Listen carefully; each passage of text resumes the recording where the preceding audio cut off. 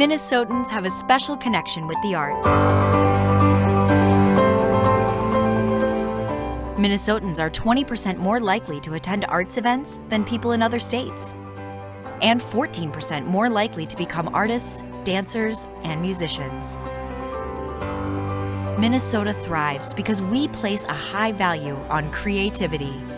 Why do 82% believe it's important to have the opportunity to express themselves creatively or to experience the creativity of others every day? Because when we support the arts give back.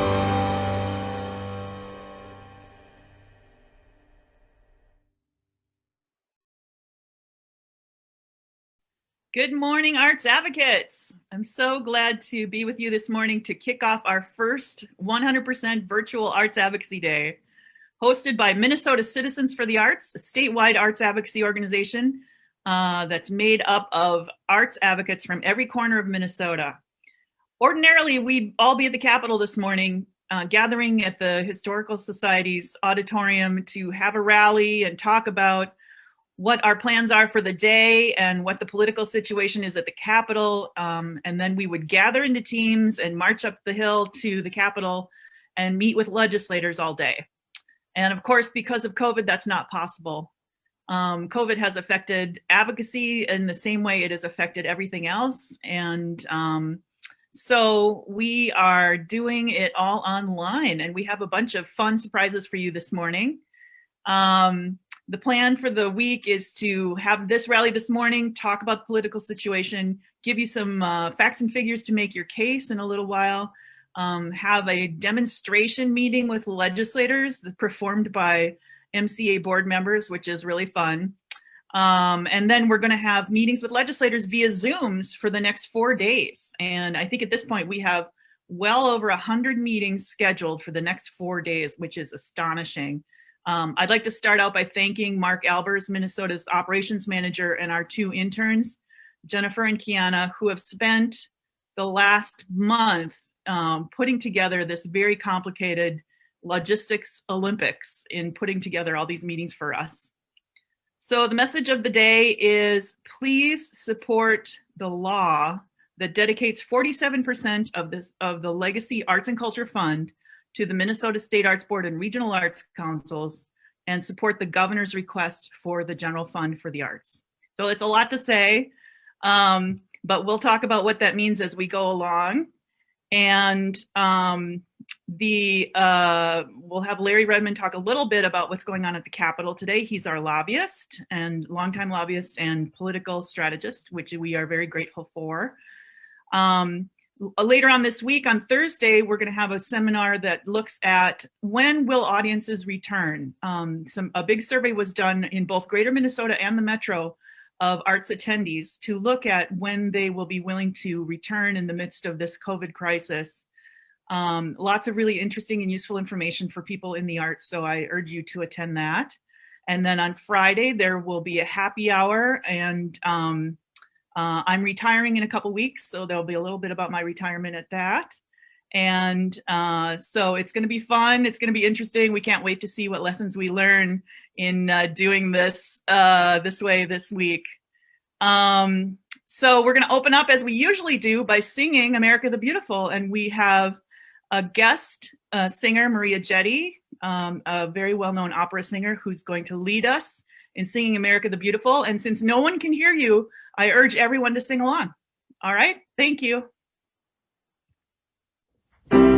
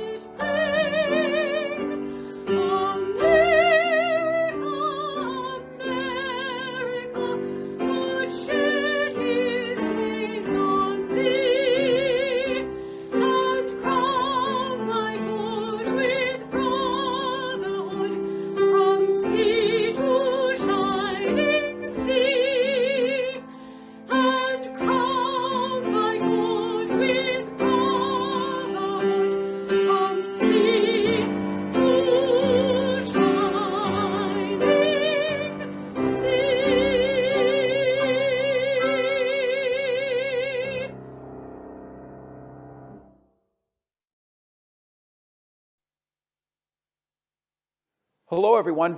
Governor Tim Walz here. I'm happy to welcome you, although virtually. Thank you for your creativity and flexibility in transitioning this important event into a virtual format. Your dedication to advocating for the arts is essential to ensuring our cultural institutions and artists continue to thrive.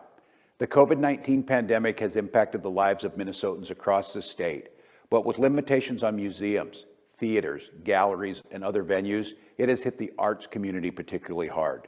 The arts have a unique ability to bring people together and are so vital to the fabric of our state.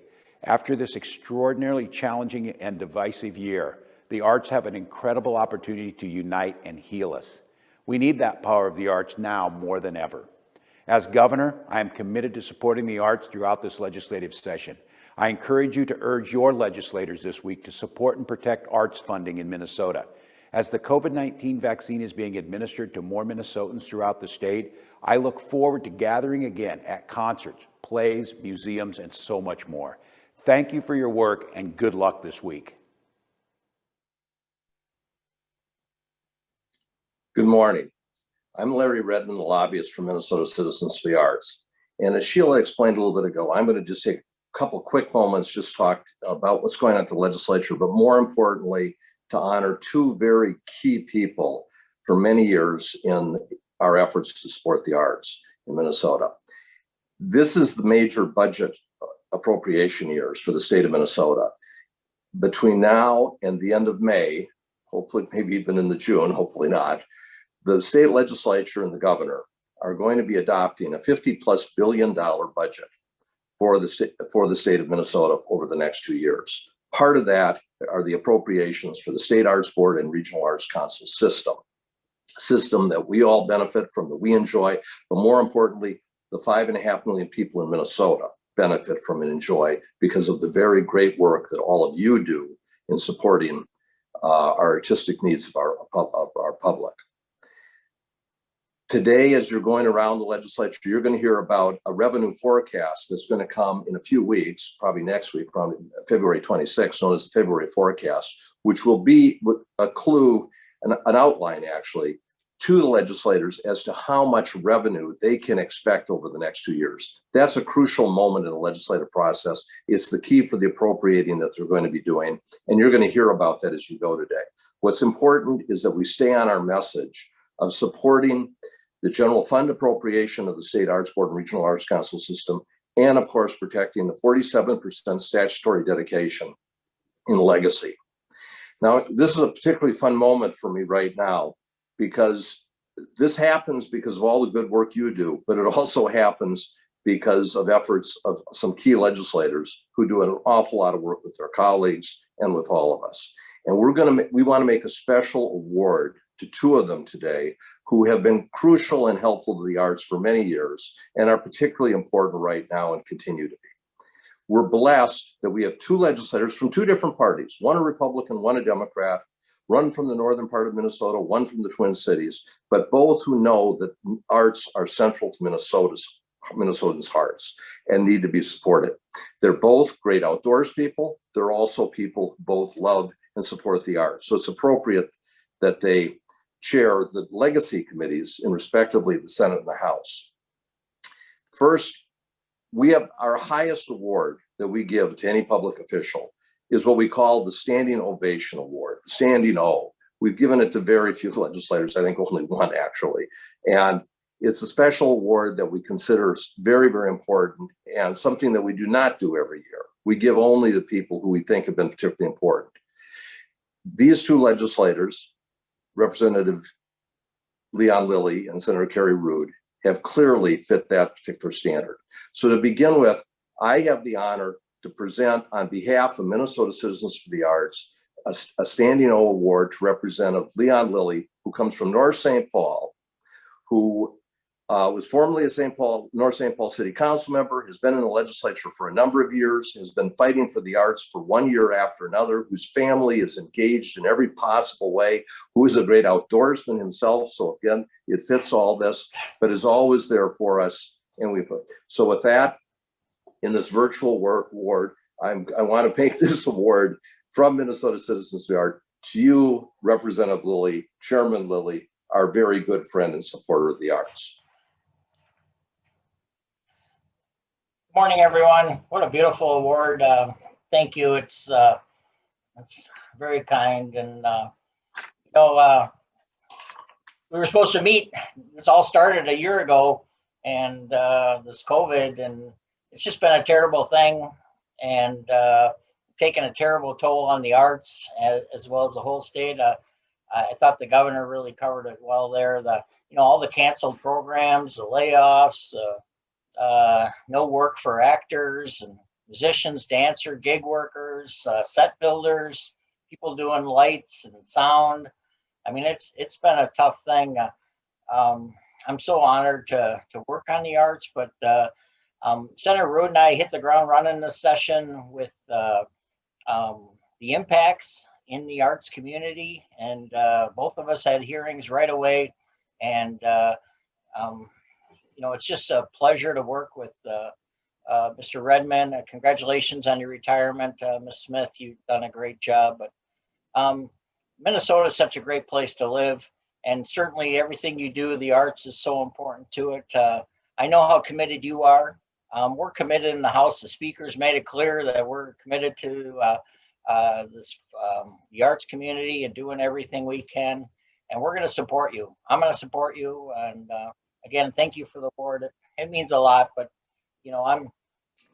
we're so blessed to have a great arts community, and I'm just happy to do my little part. But thank you very much. Very honored. And Representative Lilly, we're blessed to have you in every possible way. A few years ago, I had the pleasure of getting to know Senator Kerry Rood from Breezy Point, Minnesota, actually because largely of this particular work. And it has certainly become a joy in my own life. She is smart, she is tenacious, and she is a great supporter of the arts, has been there regularly. She, like Representative Lilly, is not just an arts person, she's an outdoors person. In fact, this is not the only award. She regularly, every year, goes to the U.S. Snowshoe Championships, and she always wins the gold. And this is a major competitor. Now, anyone who can handle snowshoeing in Minnesota certainly can handle getting the arts appropriations through the Minnesota legislature.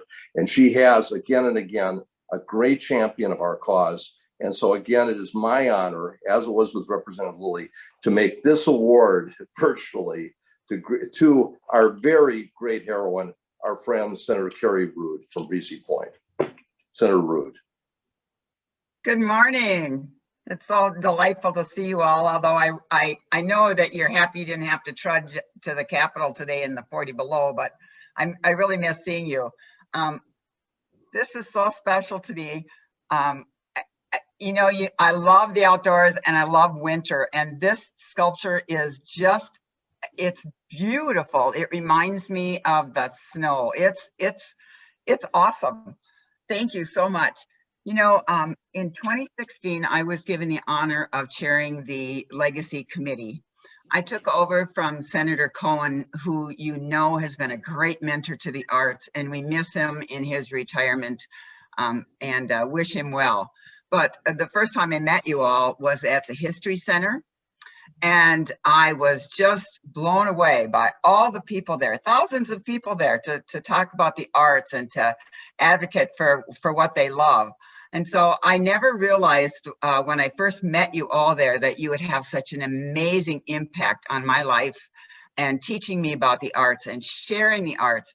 I've been into people's homes for coffee where they talk to me about what they love to do the most. And it's been just a really exciting adventure for me. And I made the pledge in 2016 and in 2018, and I'm going to make it again here today, to honor the 47% for the arts. It is so incredibly important to do that we remember that that's what needs to happen. Every year I share with you a little bit about my family art. I've shared with you about my mother painting, and my son is I think he's in his like 5th or 6th book now. He's out in California doing a book tour. But now I'm in a different stage of my life. So I was going to just show you this. This is my stage of life now. Oops, where did I go? Okay, this is called grandma art. And so this is the, That's awesome. so this is a future artist from my family. It sits in my office here. That's little Evan. And so that's where it all starts. We appreciate it all, from the smallest artist to the oldest artist. So thank you so much. This is an amazing day for me, and I appreciate it so much.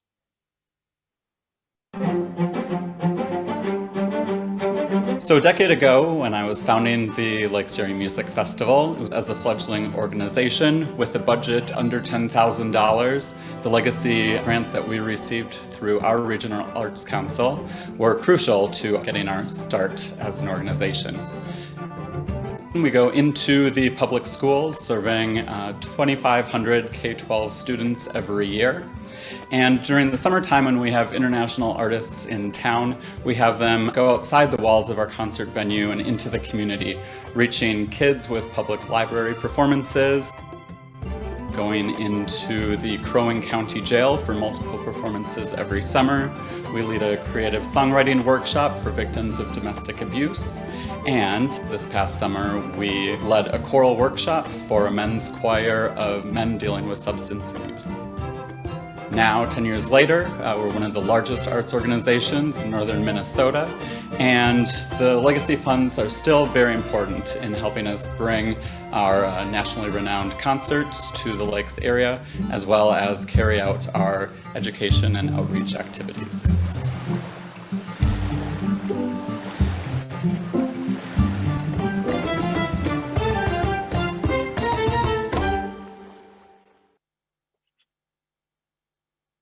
So I thought I'd give you some of the real brass tacks about how this week is going to work. So first of all, we need to talk about the terrible impact that the COVID crisis has had on the arts in Minnesota. Gathering people together in community for experiences and education is the lifeblood of the arts. And almost a year ago, March 15th, 2020, those gatherings suddenly stopped. No plays in theaters, no art fairs or galleries where artists could sell their wares, no community arts classes, no singing choirs, everything abruptly silenced. It's not just that Minnesota's emergency orders prevented large gatherings, although that is a part of it. It's also the growing realization that we don't know when people will be comfortable coming back to Minnesota's 1900 theaters, galleries, and museums again. Park Square Theater polled their audience, and nearly 42% said that they won't return until there's a vaccine. Well, now we have a vaccine and things are slowly, hopefully, going to return back to normal. But even so, we don't know how long it's going to take to give the vaccine to enough of the population to achieve herd immunity. We don't know when audiences will be comfortable in returning. And just as an aside, this Thursday, we have that seminar that looked at some polling of audiences to talk to them about exactly what they will need to feel comfortable coming back. So I urge you to join that seminar on Thursday. But in any case, it will be many more months before enough people are vaccinated that the world can go back to normal. As time passes, the devastation worsens. Both large and small arts and culture organizations who had been able to hold on to some of their staff over time have had to start laying off workers permanently. The American Alliance of Museums found that 1/3 of US arts institutions may close this year. US museums have been losing at least $33 million a day. The Minnesota Council of Nonprofits has been surveying the nonprofit community in Minnesota, and they found that arts organizations amongst all nonprofits have suffered the highest levels of disruption of the nonprofit sector, and that 67% of nonprofit arts and culture organizations expect recovery to be difficult. Before COVID, the arts and culture were contributing over $2 billion annually to Minnesota's economy. You can find lots of details and facts and figures about the arts at www.creativemn.org. Lots and lots of useful facts and figures there. Minnesota's 108,000 artists and creative workers were contributing to Minnesota's vibrant economy in thousands of other ways as entrepreneurs and creative gig workers. That work too suddenly came to a halt in March as many workers were notified that their contracts had been canceled. Nearly 2/3 of the nation's artists are now unemployed, and 94% have reported that they've lost income because of COVID. A third of all nonprofit workers in Minnesota have filed for unemployment. The picture could hardly be much worse. In the meantime, artists and arts organizations have been rallying to try to figure out how to survive until audiences return and to do their best to serve the public in whatever ways they can find despite the challenges. Museums, including the Walker Art Center and Minneapolis Institute of Arts, have joyfully reopened at a very small capacity with many new health protocols.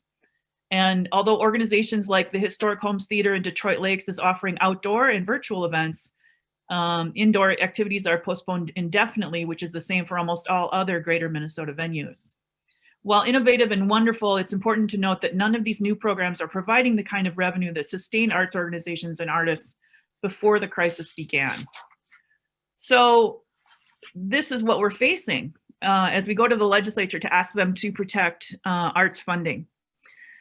So we are building our messaging at these meetings this week around the COVID crisis. And so as you prepare for your meetings with legislators, think through a little bit ahead of time, what is your story in relation to COVID? Think what you can say briefly, because these meetings may only be 15 minutes long, so you need to get to the point quickly. How has COVID impacted the arts organization you work with or your life as an artist? Secondly, how have you rallied to serve the public or to produce art despite the challenges? And then bring it home with, because of this crisis, it's even more important to protect arts funding. So please support the law, this is in law, that dedicates 47% of the Legacy Arts and Culture Fund to the State Arts Board and Regional Arts Councils. So that's the first ask.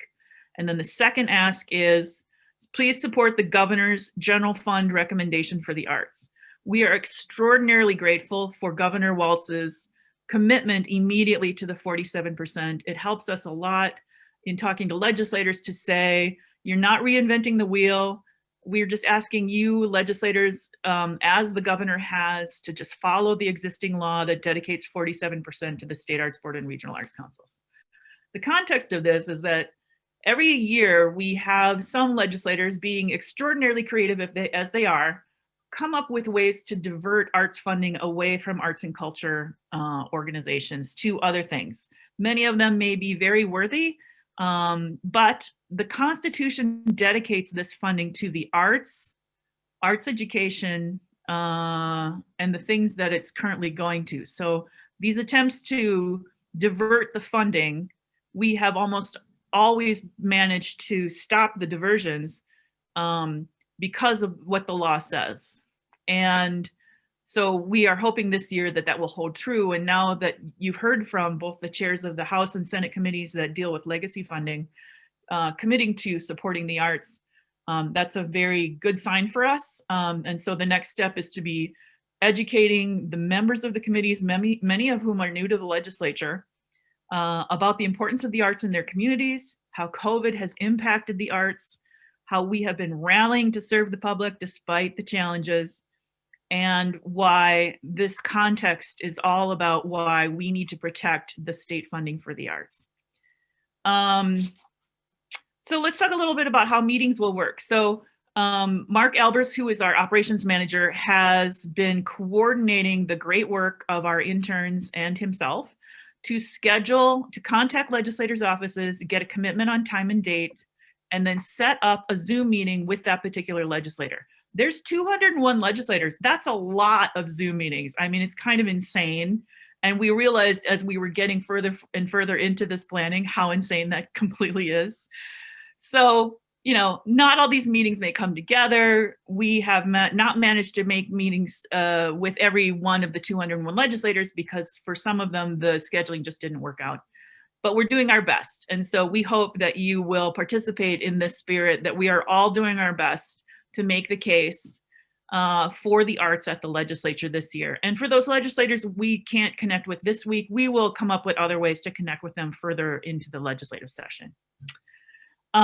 So first of all, you must register for Arts Advocacy Week because we need to know your email so that as the meetings are scheduled and if there's any changes, we very often get last minute changes from legislators saying, oh, I can't meet at 10, can we meet at noon instead?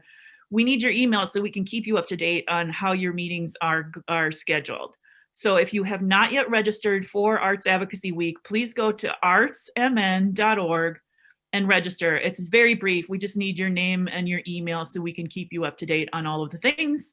And you will get information and links to the special seminar on Thursday about the audience surveys about when they're willing to return to the legislature. We will then send you links to the meetings, the specific Zoom link for your meeting. We want to ask everybody who has these Zoom links not to post the Zoom links on social media, because that's an invitation for the meeting to be hacked. So please do not post any links that we send you on social media. However, it's okay if you want to forward a link to another person you think might likely attend that meeting who is also in the district, that's fine. But also please ask them to register so we can keep them up to date if there's changes. I mean, just this morning we sent out an updated schedule to our team leaders and it already had 10 or 15 changes. So we need to be able to keep up with you. So you'll get the link, and then when the meeting's happening, all you need to do is click on the link and get into the room. And we're trying to have at least 3 people on every meeting who are the organizers. So one person will be the tech host, who is just making sure that the Zoom works. The second person will be sort of the social host and the leader, who will introduce themselves and the message of the day and ask the rest of the attendees to introduce themselves and kind of guide the meeting. And then we'll have a third person whose job it is to watch the chat and make sure if there's any questions they get asked to the legislators and vice versa, just to help the conversation move along. Some meetings may only have a few more people than our base 3. Some meetings may have 100 people. And if you've attended the in-person Arts Advocacy Day, you know that the teams vary wildly in size. I mean, there's a couple of South Minneapolis teams that could have 150 people. So you'll just have to kind of wing it when you get into the room, but always go back to telling that story. Here's how COVID has affected us in the arts. Here's how we've rallied despite those challenges. And that's why we need to preserve and protect arts funding from the Legacy Amendment and the General Fund. The more people, the better. So if you know of somebody else who might be willing to attend your meeting, please feel free to share that link with them via email. But please ask them to register also so we can keep them informed as things change. So that wraps up kind of the in-depth description of what's going to happen. I urge you to stick through this meeting this morning. Between 10 and 10:30, there will be a sample meeting held by MCA board members pretending to be legislators, and that should be some fun. So if you are really curious to see how it might go, I would urge you to wait for that. And then also at 9:30, I'll be covering some facts and figures about the arts. And concerning facts and figures, you know, you don't want to go into a meeting with too many numbers in your head, because really the conversation should be a social conversation with back and forth with the legislator, not reading things, not just citing statistics, but really telling your story. But it's always helpful to have at least one fact that you think perfectly demonstrates whatever thing you're trying to explain. So, you know, I'm always saying the arts and culture sector in Minnesota has a $2 billion annual economic impact. And when that's something we've figured out through Creative Minnesota, or that 24 million people attend arts and culture events a year. And because of COVID, all of that was shut down. And I think we're part of the solution. When this crisis is over, it's going to be arts events and arts people who are bringing excitement back to our downtowns and our communities, bringing people back together in community as we rebuild basically civil society after staying in our houses for a year. So just pick one fact and figure from that presentation and carry that to your meetings. All right. I think I've covered all the things. So next, we have some hellos from great art supporters on the federal level, Senator Amy Klobuchar and Representative Betty McCollum. So here we go. Thanks. Hello, Minnesota Citizens for the Arts. Welcome to my office in Washington. So I'm honored to kick off your week of advocacy to preserve our vibrant arts in Minnesota. It's great to be with all of you virtually, of course. I wish I could see your faces, but I do want to congratulate Sheila Smith, your great executive director, for 25 years of service and dedication to the arts in Minnesota. And good luck, Sheila, on your retirement. You know, when T.B. Walker first displayed his art collection, he opened it up to the public, literally welcoming people into his home. And that kind of says it all. And it's the tradition that you have carried on to the present. He was proof, and you are proof, that in Minnesota, art is more than just something to look at. It is something that brings us all together. From Winona to Wilmer, from urban photography to Minnesota's rustic landscapes, great art can be found throughout our state. And it is the thread that connects our communities. Whether it is a tiny theater company in Lanesboro, okay, I love seeing plays down there, or maybe at our neighbors in Fargo, whether it is the Guthrie Theater, whether it is big nationally known art museums, or whether it is just a tiny art museum where people in the community are so proud that community members are displaying their own work. That's our state.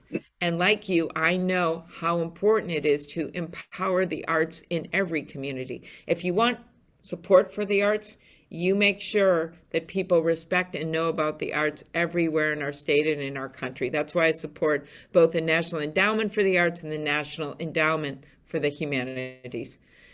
Their mission is to strengthen our nation's creative capacity through grants, investments in museums, libraries, colleges, universities, as well as, of course, individual art projects. There is no more time like now to talk about the value of arts because people have been so lonely. We aren't able to go out to the type of events that we used to go to, whether it's art opening, whether it's a play, and that makes it tough. But one of the really, I guess if it's a silver lining to everything that's happened, people are just yearning for that kind of connection, and they actually are participating in the arts in different ways. They're watching their favorite performers. Of course, it's online. They're calling people about music that they like, and they need the arts now more than ever. And we know the boom that arts are for our economy. The nonprofit arts industry alone adds $166 billion in economic activity and supports 4.6 million jobs. So what I've been doing is to preserve our performance arts, in addition to our museums and the like, by making sure that our live entertainment venues, including our nonprofit theaters, make it to the other side of this pandemic. We all know you can't go stand in a mosh pit in the middle of a pandemic. And these venues were some of the first to close, and they'll be some of the last to open for safety's sake. That's why back earlier in the summer, I introduced the Save Our Stages Act with Senator John Cornyn of Texas. From the very beginning, when Dana Frank, who's head of the National Independent Venues Association, our own First Avenue, the owner, she called me and she said, we're not going to make it through this. You know, we're not like Ticketmaster or Live Nation. You know, we don't have the Saudi funds investing in First Avenue here in Minnesota. So I joined forces with John Cornyn, who's a conservative Republican from Texas. We're really happy about honky-tonk bars and country western because he had different reasons that he wanted to do this. But we came together, and from the beginning we said we're going to make this bipartisan. If possible, we want to include zoos and museums and all kinds of other nonprofits. We started asking for $10 billion. We built a grassroots movement thanks to Dana and all of you across our country. And the next thing we know, we had literally the leaders of both parties sign on to the bill. We had to up the money because we had added a number of other institutions to be included, like museums, and we literally were able to pass this as a moment of joy. And to quote Minnesota's own Bob Dylan, from times they are changing, come senators, congressmen, please heed the call, don't stand in the doorway, don't block the hall. In the end, no one blocked the hall because of the energy we had behind this bill. When a lot of bills fails, we made it through. Hello, I'm Congresswoman Betty McCollum, and I am proud to represent the artists and arts advocates and creative organizations and enterprises in the 4th Congressional District across Minnesota and our nation. For the past 6 years, I've had the honor of serving as the ranking member and most recently as chair of the House Appropriations Subcommittee on the Interior, Environment, and Related Agencies, which funds our nation's cultural institutions. The annual Interior funding bill is nearly $36 billion, and it includes the National Endowment for the Arts and the National Endowment for the Humanities, the National Gallery of Art, the Smithsonian Institutions, all agencies essential to the cultural well-being of our nation. For the past 6 years, I have battled to protect, defend, and promote federal funding for these critical cultural agencies. It has not been easy, as you well know. It's taken determined advocates and legislators to overcome the immense fiscal and political pressure to make cuts. As chair, it was my priority not to just sustain funding for the NEH and the NEA, but to increase investments and to strengthen our cultural agencies.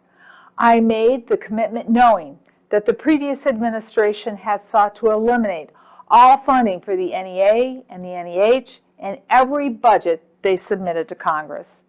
Throughout my career, I have had the Minnesota Citizens for the Arts and the Americans for the Arts as trusted partners and allies. We know NEA funding is so important to state arts boards, to working artists, local communities, and the creative community across the country. Our partnership has been essential, and we need to acknowledge our hard work, and we deserve to celebrate our efforts because we have achieved an enormous success. Over the past 4 years, I negotiated, and your advocacy supported me, a $17 million increase in the funding for the NEA, over a 10% increase in the face of a White House determined to eliminate this agency. That's the success of our partnership. In December, fiscal year 2021, the appropriations bill passed, and with the White House and the Republican Senate working against us, my subcommittee, the Congressional Arts Caucus, and you, the Americans Art Advocates, secured $167.5 million for each the NEA and the NEH, the highest funding level in more than a decade. Standing in support of our arts organizations, cultural institutions, and artists became critical as the COVID-19 pandemic necessitated the closing of theaters, museums, and other public venues. I worked hard to secure federal emergency aid for the NEA and the NEH, and to provide a lifeline to artists throughout this crisis. Last month, I became the new chair of the Defense Appropriations Subcommittee, demoting myself to serve as vice chair of the Interior Subcommittee. But as I step aside, my dear friend and colleague, Shelley Pingree, has taken the gavel, and she will lead the way. As co-chair of the Congressional Arts Caucus, we all know that Shelley Pingree will continue to be a vocal and effective arts champion. To the many Minnesota organizations participating today, thank you for all you do to create and sustain and empower us through the arts and the humanities. And in particular, I want to thank Sheila Smith as she retires after 25 years of service and leading the Minnesota Citizens for the Arts. As we continue to face the pandemic and economic crisis, I look forward to a renewal support for the arts from a new leadership in the White House. The Biden-Harris administration shares our understandings of just how important the arts and the humanities are to all of us.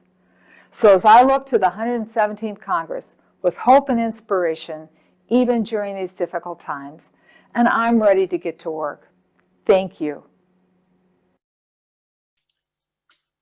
Good morning.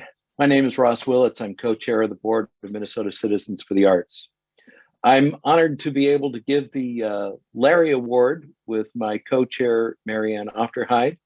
The Larry Award is given annually by MCA to an unsung hero in arts advocacy in Minnesota. This year, we're singing the praises of Faye Price. Faye has been on the MCA board since 2008 and served as board chair 2013 to 2015. Faye is the co-artistic producing director and the co-center director of Pillsbury House and Theater in Minneapolis, where she's helped to lead the transformation of Pillsbury House, a 135-year-old community service center, and Pillsbury House Theater, a 27-year-old professional theater, into a one-of-a-kind center for creativity and community. She has performed on many national stages and is a founding company member of both Mixed Blood Theater and Penumbra Theater, where she remains a company member. Faye directed the world premiere of Nina Simone, Four Women at Park Square Theater, A Crack in the Sky at the History Theater, and most recently, The Watsons Go to Birmingham 1963 at the Kennedy Center.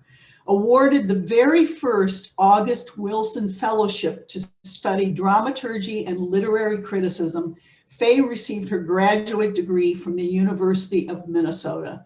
It's our distinct honor to present this year's Larry Award to Faye Price. Congratulations, Faye. Thank you so much. I appreciate this. It's gorgeous, gorgeous award. Before I start to show my appreciation, I do want to take a minute to acknowledge that I am on unceded Dakota land, and that the Dakota and Ojibwe people, as well as other indigenous people, continue to live on this land today despite genocidal efforts and forced removal. I believe that we need to learn, protect, and honor the history and the people of the places we each individually live in. And that's what I hope to do by those remarks today. And what I also hope to do is, again, thank you for this very heavy and beautiful award. You know, this was supposed to come to me last year. This actually is a 2020 award that I was supposed to receive at Arts Advocacy Day last year, but we all know what happened then, and it's coming to me today, and I appreciate it. I appreciate being a member of the arts community in the state of Minnesota. I love the state. I love the arts that go on in this state, and I want to continue to support the arts as much as I can.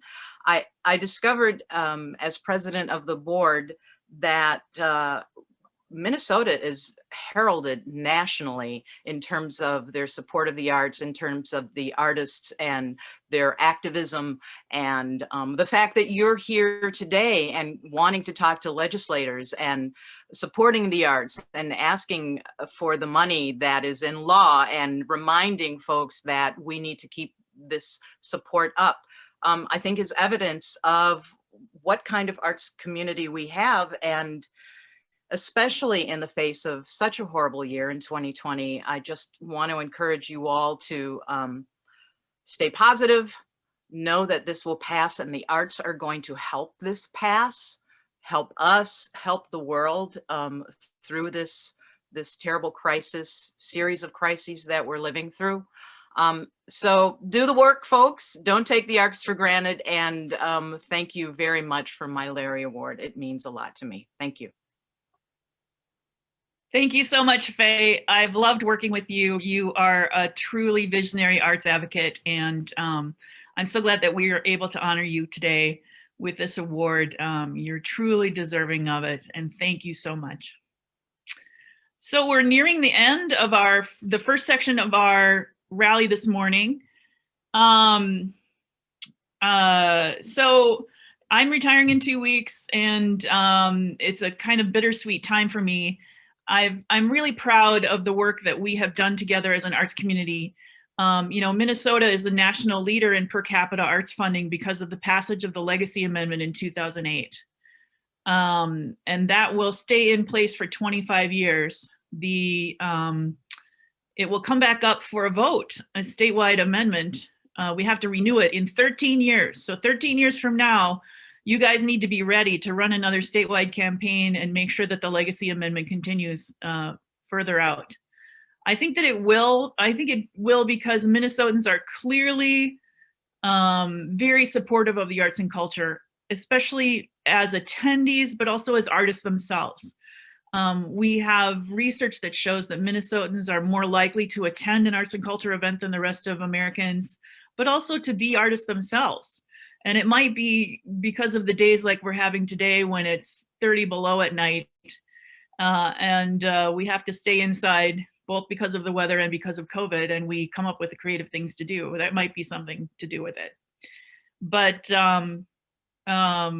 I think the vote for the Legacy Amendment reflected how the Minnesota public feels about the arts and culture. And for that reason, and because of over 25 years, they will have seen the impact of the Legacy Amendment on their communities in opportunities for everyone to participate in the arts. There are kids who were born 11 years ago who have never lived in a world that the Legacy Amendment didn't exist, which is a fun thought. And I think our communities are better for it because we've been able to provide so many more opportunities for people to come together through the arts, that we build a stronger civic society that will help us solve our problems. You know, we have a lot of problems, we have a lot of challenges, but I believe the arts are part of the answer to bringing our communities back together. As you could see in the George Floyd murals that were in Minneapolis after the horrible events of last summer. So I'm proud of what we managed to accomplish together. And I feel like we together have built such a strong network of arts advocates statewide. There are so many people now who understand that we must constantly advocate for the arts. We're never done. There's always new legislators that don't know anything about the arts in their communities, and it's our job to teach them how important the arts are in their communities and to connect them with artists and arts organizations so that they can see the work that people are doing in communities and why it's so important to support funding for the arts. That's really the core of the matter, is educating people about what's going on out there in the state. I think once people learn enough about how the arts are impacting their communities, both in this idea of community cohesion, but also in the economic impact of the arts, for which we've done all this research through Creative Minnesota to document the cold hard facts about the importance of the arts to our state's economy. I think that that's another angle. You know, people that may not necessarily understand how important the arts are, they might be interested in the cold hard facts about the arts impact through the economy. So I'm going to miss you all. I think arts people are the best people. It's just time for me to kind of look at my life a little differently after spending a year of reflection at home. I'm sure you can understand how we're all going through transitions these days. My plan is to take a year of sabbatical, get back to painting, and then see where I am. But I hope the best for all of you. I know because of the strength of this board is so amazing. It's full of wonderful, hardworking people who really get the need to advocate for the arts, and they really understand how to do it. The current leadership, Marianne and Ross and Tanya, they are very, very strong arts advocates, and I'm sure that they will find a really great person to replace me this spring. So that brings me to introducing to you the interim director, Jennifer Halcrow, who is a longtime friend of mine and a former board chair of MCA, and she served on the board for a long time while I was executive director. So I have every confidence in her ability to steer MCA through this legislative session and then to hand it over to whoever comes next. So Jennifer, I'm wondering if you would hop on and say hello to everybody. Good morning, everyone. It's such a pleasure to be here today. And I am just, like everyone has noted in the chat, Sheila, congratulations. So proud of what you've been able to do with our advocacy across the state. And I am thrilled to be joining you as interim executive director while the board conducts this important and national search. And of course, the work of our advocates across the state, you all today, what you do Advocacy Week, and what you do through the rest of session is so vital. My number one job is to ensure the continued financial support of our arts across the state. And I look forward to doing that with all of you. So thank you and have a fantastic Advocacy Week, everyone. All right, so here we go. We are about to get launched for Arts Advocacy Week. Just want to remind you, study the message of the day. So everybody who is registered for Arts Advocacy Week will get in the mail the links to their legislative meetings and also a handbook. I really urge you to read at least the first few pages of the handbook, because it talks about the message of the week. It gives you a little bit of the, sort of logistics details about how this will work. You'll be much better prepared if you read at least the first few pages of the handbook, if not all of the handbook, but I know people are pressed for time, but really open that handbook, get a look in there. And remember the message of the day. Do we all remember it? It is, please support the law that dedicates 47% of the Legacy Arts and Culture Fund to the Minnesota State Arts Board and Regional Arts Councils. That was ask 1. And then ask 2 is support the governor's recommendation on the general funds for the arts. So, got that? Are you saying it out loud, I hope? If we were in person at the History Center, we would be chanting the message of the day. So, chant the message of the day a few times before you go into your meetings with legislators, so you make sure that it comes up at least 3 times during the conversation. When the meeting begins, say, hi, we're here to talk about following the law to dedicate 47% of the Legacy Arts and Culture Fund to the State Arts Board and Regional Arts Councils, and asking for your support for the governor's recommendations for the general fund. So say it to yourself over a few times before you get into that meeting to make sure that the message gets delivered, because that's the point of all these meetings, is to deliver that message. So stay tuned. We're gonna have a little musical break. So if you need to take a bio break or whatever, we'll have about 5 minutes from Ragamala Dance Company's Sacred Earth, which is a beautiful performance. And then we'll be back in about 5 minutes to look at the Creative Minnesota statistics, so you can pick one for your meetings. Thank you so much for joining us, and we'll see you in a few minutes.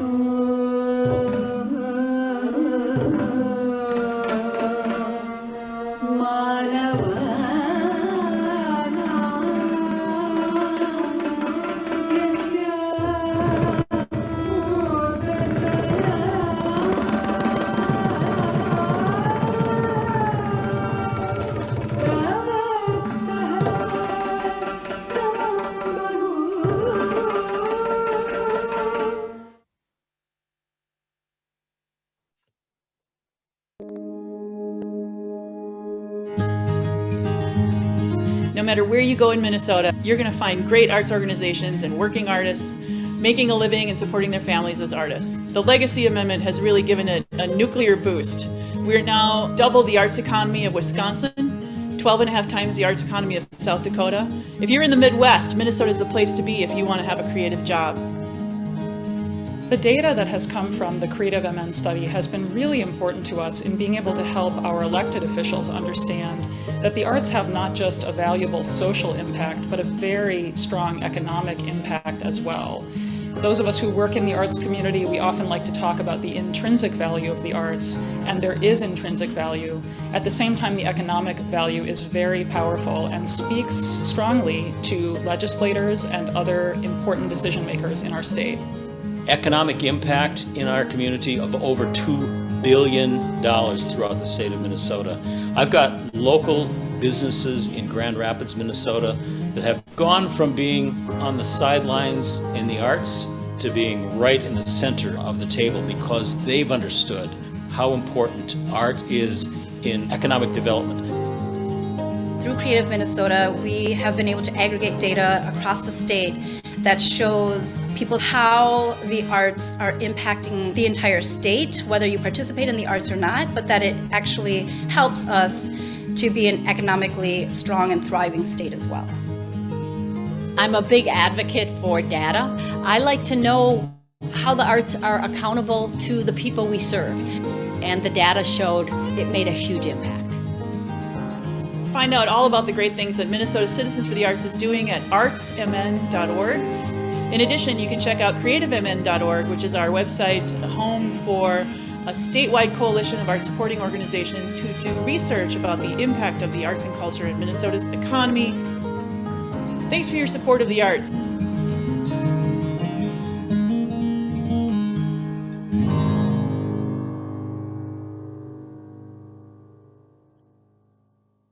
Well, you can tell that that video was recorded previous to COVID times. My hair was way longer, for one thing. So I want to talk a little bit about the Creative Minnesota project as a project and why it exists and who's involved with it. So about 6 or 7 years ago, we were having a lot of conversations with statewide organizations who were having trouble getting things done because there was no hard data about the arts and culture sector in Minnesota. And so together we started exploring ways to collect and produce hard data for advocacy, for education, and for policy making. And a group came together that was part of this conversation. It grew to involve all of the statewide organizations that support and fund the arts, from statewide service organizations like Springboard for the Arts and MCA and the Minnesota Theater Alliance, to the arts funding organizations such as the McKnight Foundation, the Jerome Foundation, the Bush Foundation, Mardag Foundation, Target was involved in the beginning too. And of course, with support from the State Arts Board and Regional Arts Councils, who are the entities that grant out the state funding that we work to get from the legislature. So we sat down and talked about what was possible, and we started with a collaboration with Americans for the Arts, because Americans for the Arts has been doing economic impact studies across the country for well over a decade now, and they're a trusted partner, and their procedures for figuring out the economic modeling that underlies all economic impact studies and for conducting economic impact studies in communities, because they do the same procedures across the country, it makes our numbers comparable to the numbers found for other states and other communities. So, you know, everybody in Minnesota loves comparing Minnesota to other states. And what was fun about using the Americans for the Arts process is that we could easily find then that Minnesota's arts and culture sector, for example, has double the economic impact of the arts economy in Wisconsin, even though Minnesota and Wisconsin have roughly the same population. We have 10 to 12 times the arts economy of Kansas, of North Dakota, of South Dakota. So Minnesota is really the center of arts and culture in the Midwest, as we define it. The Midwest is, of course, centered around Minnesota. The group has been continuing to work together. The first study in 2015 was just arts and culture organizations' impact, because that's how Americans for the Arts does their work. But we were able to expand beyond that in 2017 to look at the lives and economic impact of individual artists and creative workers in Minnesota. So if you're really interested in facts and figures about artists, it's the 2017 study that has a lot of that. In 2019, we expanded again to look at arts education with the Arts Education Data Project. Along the way, we also found other sources of data for public opinion polling about the arts in Minnesota and how Minnesotans tend to be much more active in the arts, both as creative people, as artists themselves, as dancers, as singers, as painters, you name it, wood carvers, quilters, etc., than other people around the country, and how they attend the arts to a greater degree than people around the country. So that's a quick rundown on the Creative Minnesota studies. All of the studies that have been produced are available at creativemn.org. And on creativemn.org, you can download the latest version of the study and also the previous versions. We have a whole section of local studies also that are available. I think we're up to 62 studies total now. Lots of local communities across the state have done studies at this point. And just so you know, applications are now open for new economic impact studies, and you can request information from Brenda at artsmn.org if you are in a community that might be interested in participating in a local study over the next year, because we're getting that going again. And in addition to that, we've 3 times have done regional studies across the state for each of the 11 regional arts councils in 2015, 2017, and 2019. So by geography, there's a ton of information that can be local to you, and that's a great thing to take to a legislator meeting.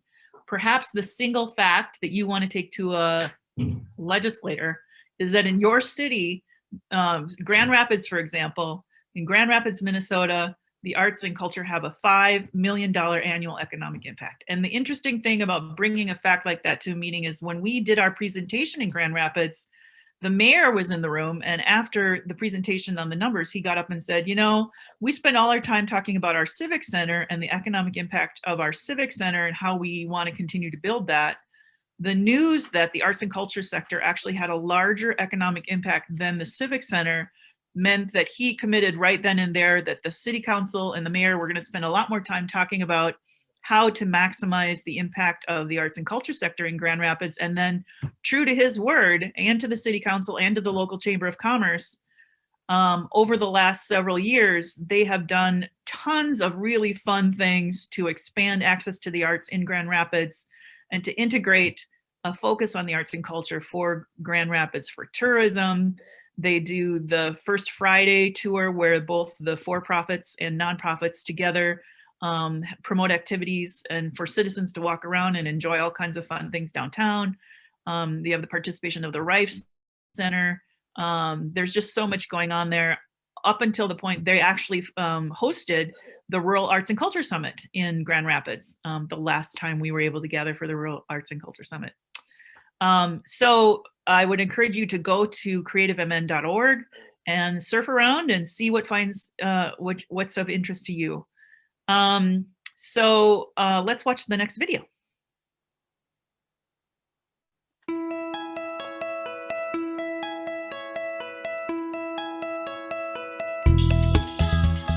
Access to the arts is important to young people because it makes students more successful.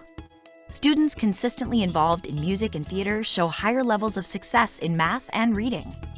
Music education stimulates nearly every region of the brain and improves complex math and abstract thinking skills. Dance education increases awareness of the body and movement. Drama education inspires empathy and understanding of others. Music training has been shown to reduce the achievement gap. Students with arts involvement performed better in standardized tests, had higher GPAs, and were far less likely to drop out of school. Why do 91% of Americans believe that the arts are part of a well-rounded education? Because when we support the arts give back.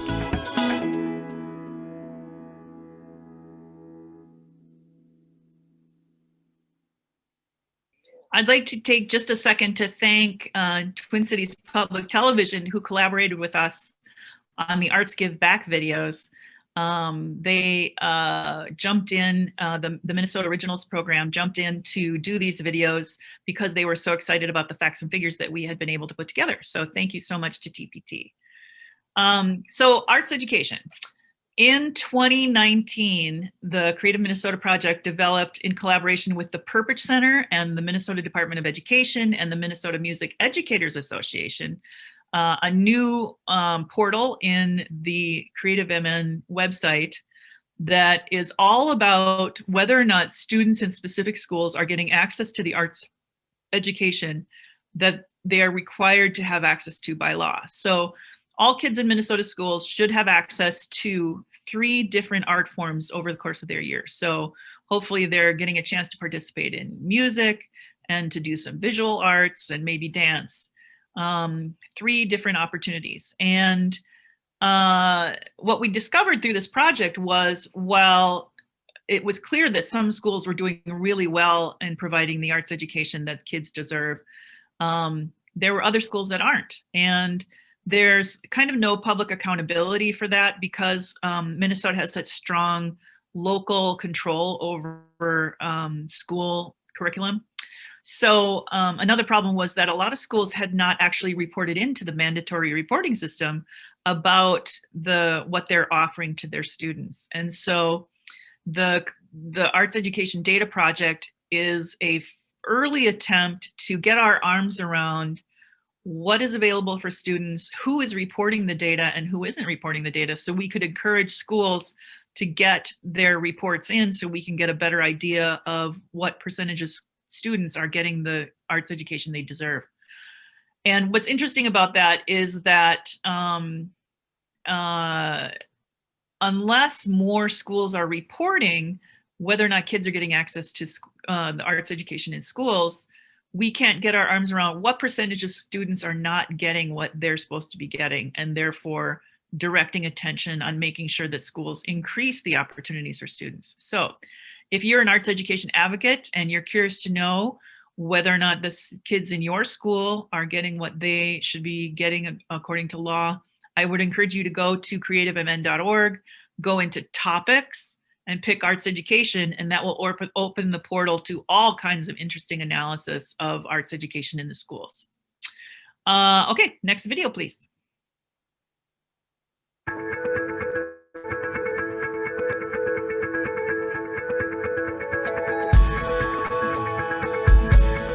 Artists and creative workers are an important part of Minnesota's workforce.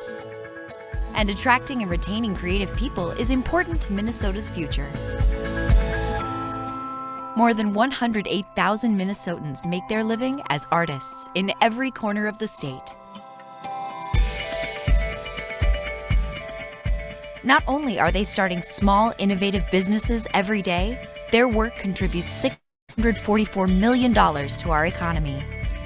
Why do 91% of Minnesotans believe that people who create art are contributing something important to the communities where they live? Because when we support the arts give back.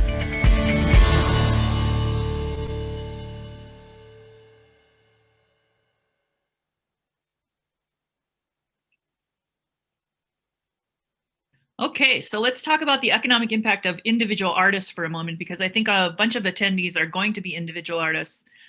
If you're really interested in data about individual artists, I would encourage you to go to creativemn.org and download the 2017 study, which had a huge section just about individual artists.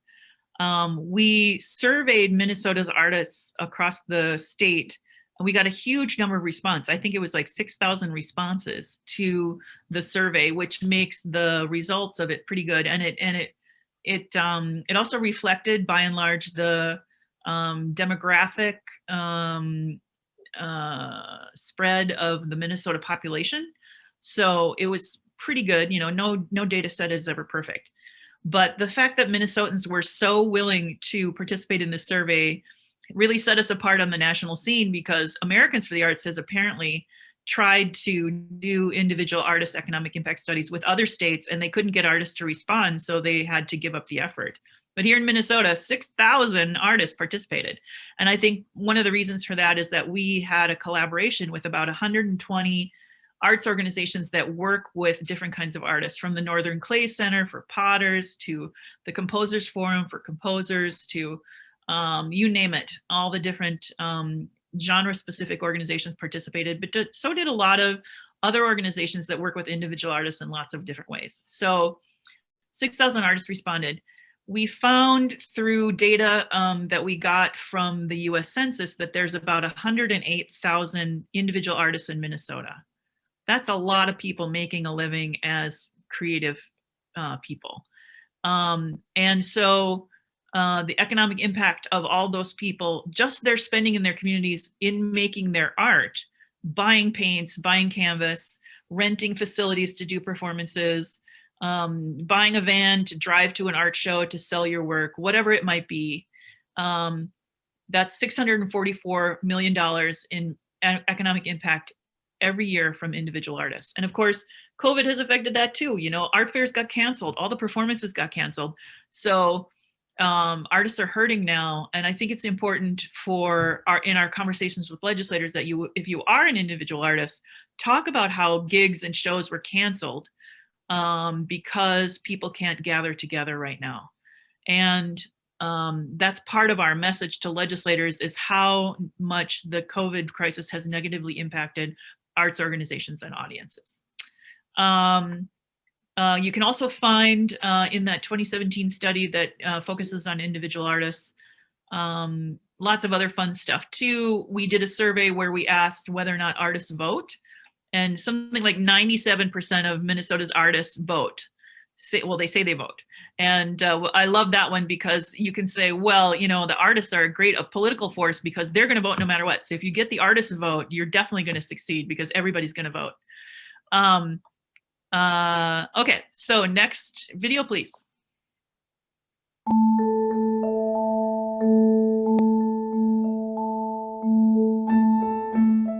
In Minnesota, the arts are more than $2 billion of our state's economy. Arts and culture nonprofits pay workers and support local businesses. Artists and creative workers are local businesses, building good things in our neighborhoods. Audiences attending arts events are spending more money in our communities, buying gas, paying for parking, dining in restaurants and bars, and shopping along the way. They spend nearly $23 per person per event, in addition to the cost of their tickets. The arts make an economic impact in every region of the state. Minnesota is the arts epicenter of the Midwest. Minnesota has double the arts economy of Wisconsin, 11 times that of North Dakota, and 12 times the arts economy of South Dakota. Why do 70% of Minnesotans believe that arts and culture are an important sector of our economy? Because when we support the arts give back.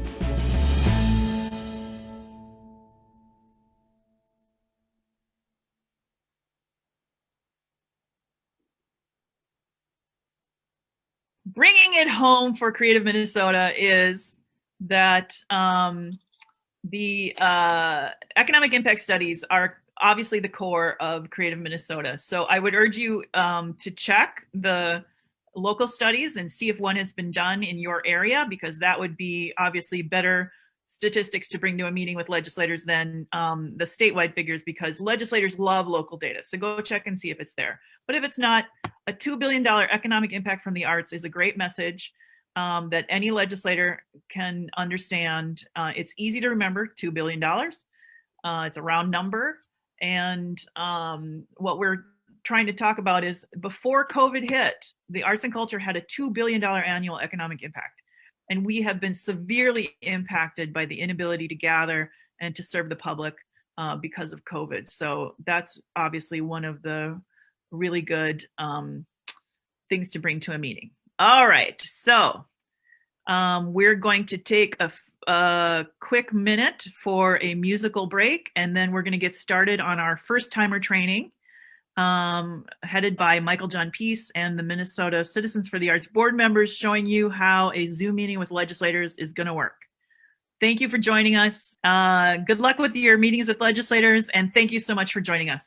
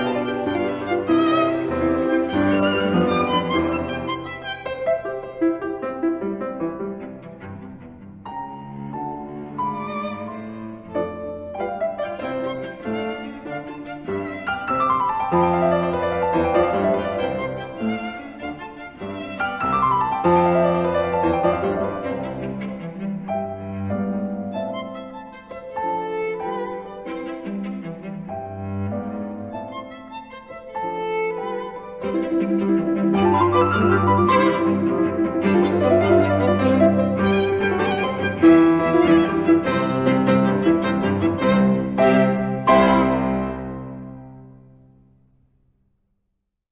right, thank you so much, Mankato Symphony, and thank you, Arts Advocates, however you're accessing us online, whether you're seeing it live today or looking at it later before your scheduled legislative visits. I'm Michael John Peace from the MCA Board, and I am here to do a first time in the virtual sphere advocacy training.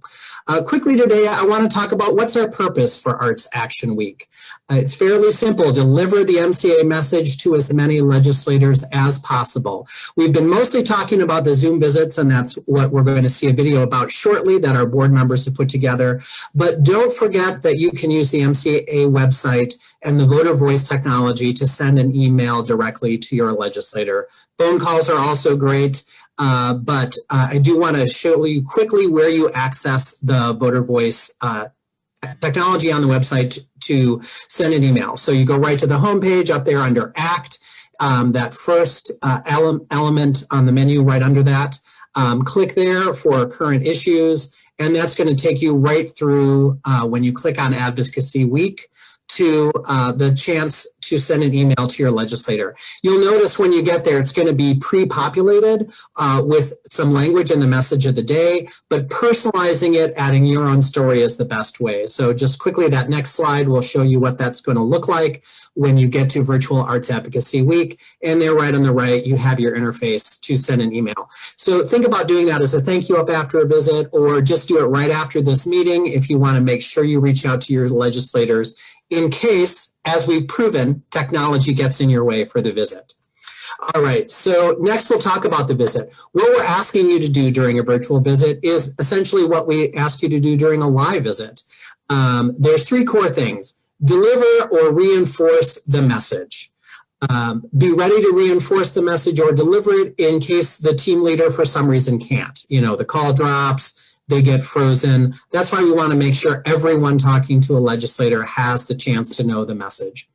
And if you can speak to a specific grant or a project that shows the impact of dollars, that's always a bonus. But again, don't weigh yourself down with that. Stay on message. This is not the time to talk about the impeachment trial or anything else that's going on in the world. This is the time to talk about that message and support for the arts in Minnesota. Secondly, make the struggle real. Offer a story about how COVID has impacted your work, your organization, but do remember everyone is struggling. We're not the ones who have it the worst, but do make the struggle real. And finally, demonstrate resilience. If you have one, offer a story about how you or your organization are still reaching audiences, pivoting your programs, or protecting your empty facility to make sure it's ready for reopening. So deliver, reinforce the message, make the struggle real, demonstrate resilience. So again, it's been a few minutes. We've had a bio break. We've listened to some lovely Mozart. What is that message of the day? Please support the law that dedicates 47% of the Legacy Arts and Culture Fund to the Minnesota State Arts Board and Regional Arts Councils. And please support the Governor's General Fund recommendation for the arts. If that's too much of a mouthful and suddenly you're the one on the Zoom call to deliver, protect the 47% and protect the general fund appropriation, right? That will do it. But go ahead and note that in your handbook if you've got an email with the handbook, or write it down quickly, or pin this on your video. So speaking of video, I want to thank our players: Senator Faye Price, Ross Willits, Tamara Nadell, Chris Osgood, and Sandy Bourne-Barrett, who are going to do about a 7 to 10 minute recreation of what a Zoom visit with legislators will look like, and hopefully demonstrate all of the things that we've asked you to do during your visits. So take it away. Good morning, Senator Price. We are arts advocates from Minnesota Citizens for the Arts, and we really appreciate you taking time out of your busy, busy day to hear what we have to say and to spend some time with us during Arts Action Week. My name is Ross Willits. I'm the team leader of this wonderful group of advocates. And we have a couple of messages that we want to make sure you hear and then each of the advocates will share some things about themselves. The messages are, we hope you will support the 47% allocation of the Arts and Cultural Heritage Fund in the Legacy Amendment and the Governor's General Fund allocation. These are very, very important amounts of money that go to arts across the entire state and certainly within your district, within your Senate district. And we will have a handout to show you later. It'll come by email. That'll show you all of the organizations and artists that get funded by the state in your district. Would you like to say anything before I pass it off to the advocates? Just simply welcome. It's always a pleasure to have arts advocates here visiting. You are a force. I can only imagine that this has been a difficult year for you. I'm also hoping that you're aware that we have a really tight budget this year. And we have a lot of things that we need to tend to. Hopefully the arts can be a part of that, but we're gonna have to wait and see how things evolve.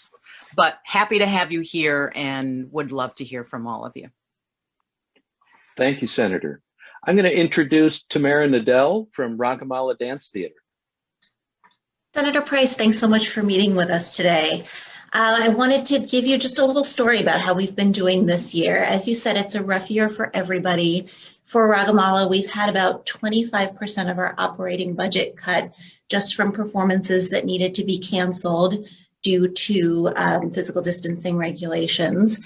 But, like so many of us in the community, we haven't given up. We've transferred a lot of our work to digital platforms. We've been doing live stream performances and artist talks that connect directly with people in their homes to build empathy and build community and offer resilience and joy and hope and connection in a time when there's so much isolation and anxiety. And we've been able to reach more than 94,000 people through our free digital season this year. But of course, that doesn't bring in income. So we have really been relying on our community to support us. And the Arts and Cultural Heritage Fund and the General Arts Fund are such a huge part of that.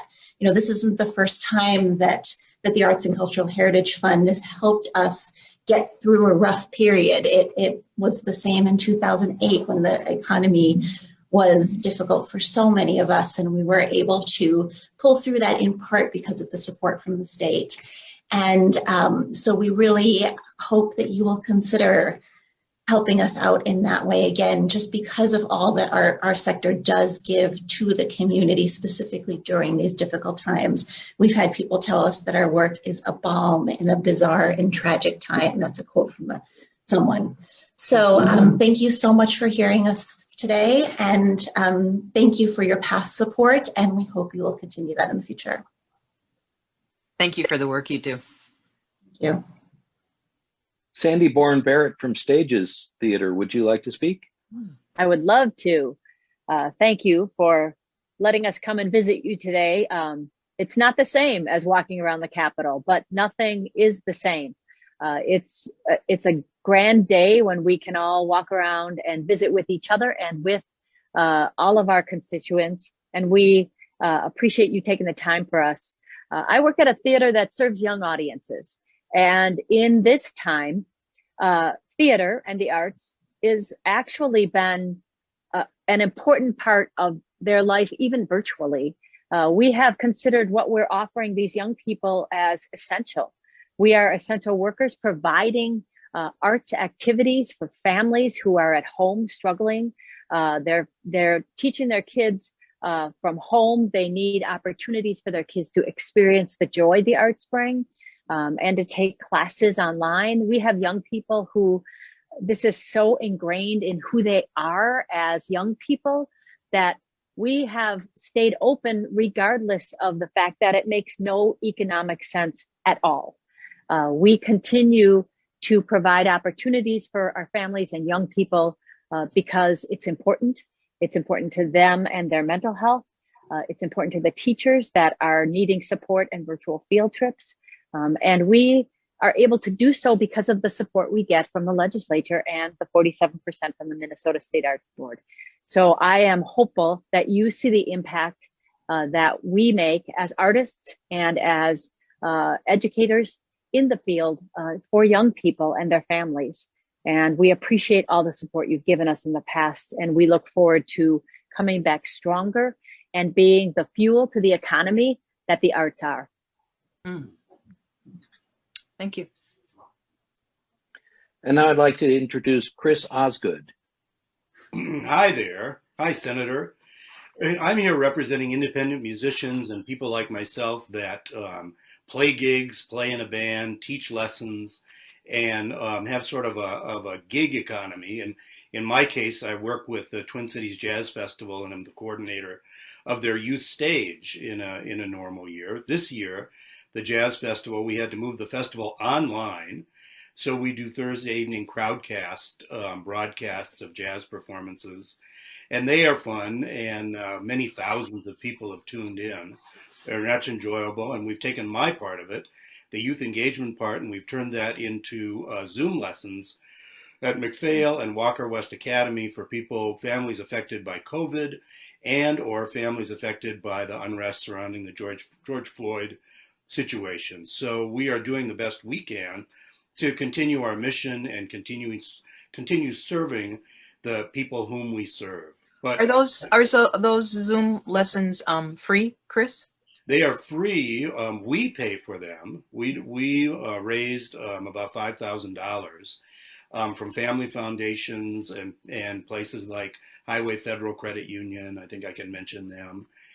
And that's what we are using. The presentations online, the weekly crowdcasts are sponsored by AARP.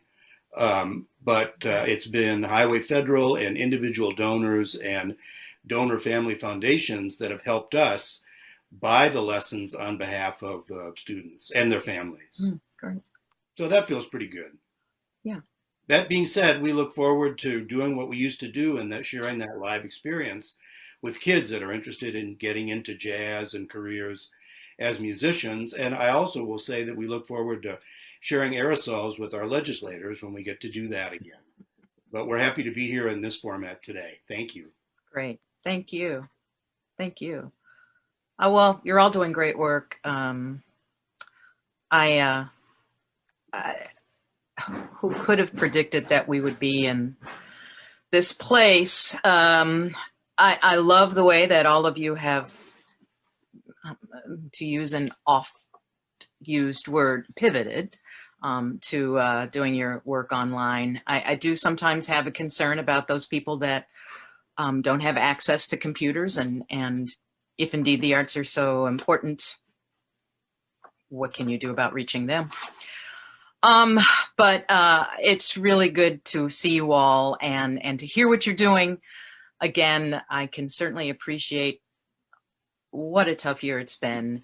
And hopefully we can continue this funding. I know that I will be doing what I can to continue the funding, and I hope that we have enough support so that all of the funding continues to reach you and the wonderful work that you do. So thank you.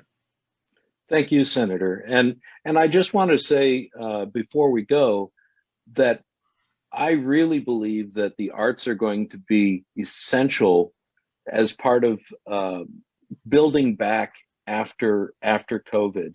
Mm-hmm. I've heard from hospitality folks, the restaurant folks, the event folks, that they don't feel ready to open fully until there are arts events that can bring the people to downtowns, to other places. And so a part of having a new thriving economy for all of the industries that have been hurt by COVID, the arts are going to be central and to getting people back together and getting them out. And that's why supporting the 47% of the Arts and Cultural Heritage Fund that's in the law is so important. And just as important is to support the governor's allocation in the general fund, because all the arts organizations across the entire state benefit from that through the State Arts Board and the Regional Arts Council system. And that's so vital, especially as we come back out of this. And it's going to have an enormous impact across the entire state's economy. Mm-hmm. I agree. Thank you. Thank you. Thank Good to meet you so all. much for your time. All right. Thank you. Thank you. All right, a virtual round of applause for our players. Thank you so much. What I loved about that impromptu video is it really underscored all of what we're asking you to do and your fellow arts advocates to do in the meeting. Go ahead and use the chat function whichever format you're using to access this training to put in any questions or comments. I wanted to debrief with some highlights from my perspective. The team leader managed the meeting, so you can relax. Even though we've never done this and we'll have continued technical glitches with these many hundreds of meetings, our team leaders are experienced in talking to legislators and in keeping the messaging on track. Frankly, it's more likely the legislator will go off track than one of the arts advocates, but in any case, the team leaders will help keep us on track. I loved, as I put in the chat, that Tamara was able to share an impressive number of how many people they reached, but also an audience story, a balm in a bizarre and tragic time. So an audience comment, anything you've got at your fingertips from your own experience really makes this story real. This is a magic combination, the numbers and the emotional story. Sandy underscored that their online programs make no financial sense, which to me subtly underscores the need or value of public funding and our message that the arts give back.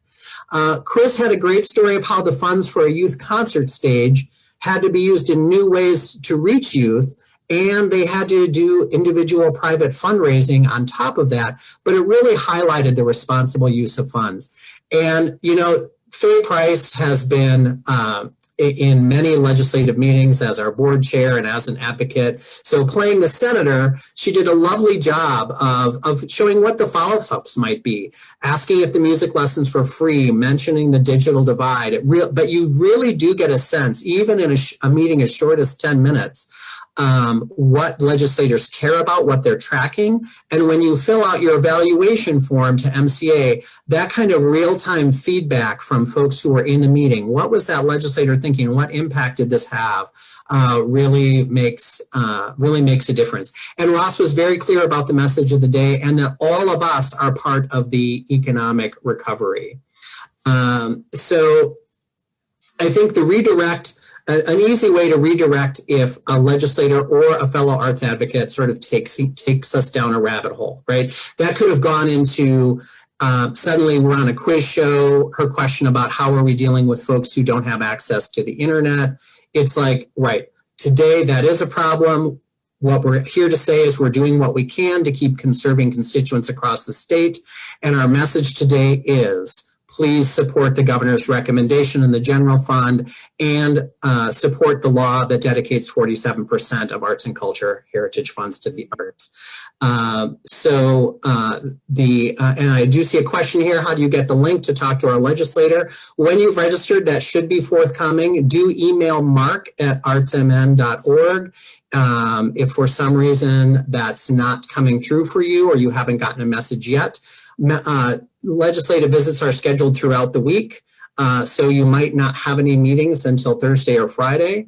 But when you register or email the staff directly, we'll get you those links to get the Zoom link.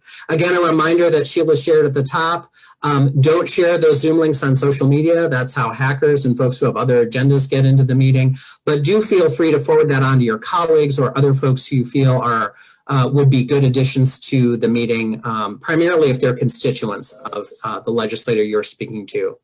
And just a reminder to send an email either before or after some point during this week using that voter voice aspect on the MCA website to just make sure you get a chance to share your personal story. So if you are watching this at any point during Arts Action Week, February 16th to 19th, make sure you've registered for Arts Action Week so that we can update you on your meetings and any changes in time as legislators work with us on their evolving schedules. Any other questions? Otherwise, I'm excited to release you into the field.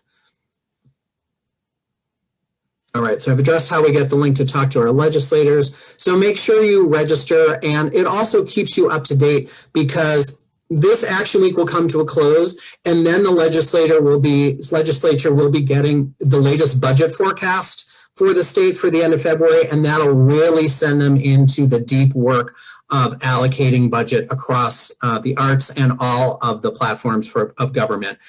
So we may have occasion to reach out to you for some ongoing advocacy, or we really need to reach these legislators on this issue. So make sure you're registered. That way we have your email and we can keep you updated through the whole legislative session through spring.